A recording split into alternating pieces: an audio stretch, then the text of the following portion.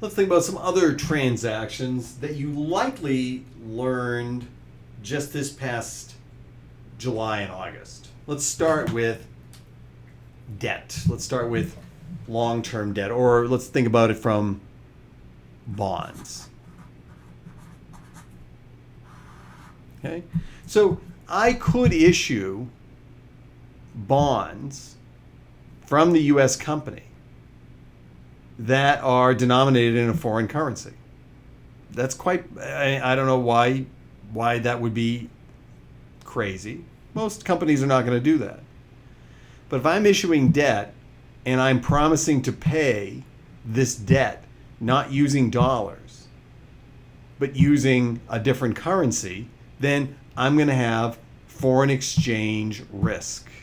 And I have to have because remember, if this is a U.S. company and our functional currency is the U.S. dollar, and I'm issuing a bond that pays euros and pays interest in euros, well, all of that needs to be revalued periodically, right? So our bonds that are issued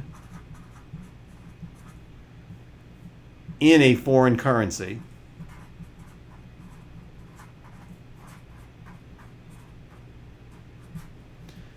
need to then we need to do the calculation of any FX risk. This not only includes the principal amount,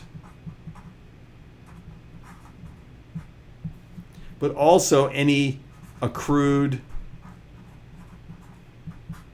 interest payable. Assuming that we're not settling this in US dollars. We can also say the same thing about when we talk about accrued interest payable. If we're looking at these debt securities, when we're talking about investments, if we have accrued interest receivable, any accrued interest receivable would also have to be evaluated for FX gains or losses. So all of this, anything that is denominated in a foreign currency, whether I'm receiving it or whether I'm paying it, would have to be reevaluated. So bonds, I know you probably had that this past summer. All right. How about leases? All right. Under ASC 842, the lease asset and the lease liability all have to be put on the balance sheet.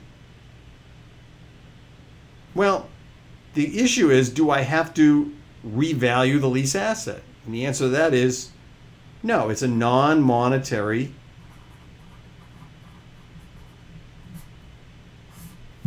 asset or liability.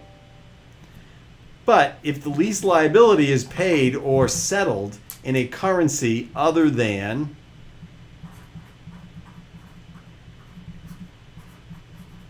our functional currency,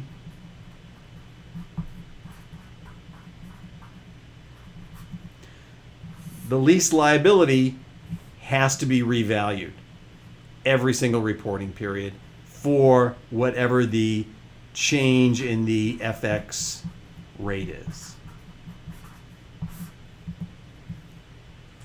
So some of this discussion is just a little bit of, hey, do you remember some of the things that you learned in the 2 financial reporting courses?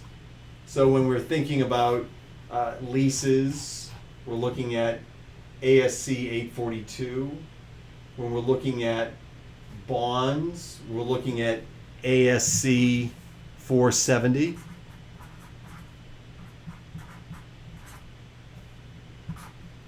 Right?